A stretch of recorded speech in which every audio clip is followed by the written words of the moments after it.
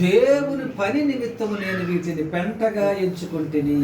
అంటే వీటన్నిటికంటే గొప్పది నాకేదంటే దేవుని యొక్క పని. మనం అనుకోండి అది ఉండాలి, ఇది కూడా ఉండాలి. దేవుని దృష్టిలో ఏది గొప్ప దాన్ని మనము కూడా గొప్పగా ఎంచుకుంటే దేవుడు మనల్ని గొప్పగా చేస్తాడు.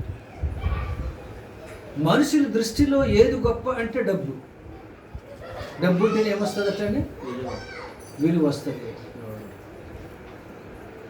కదండి. డబ్బు ఉంటే విలువ వస్తుందా?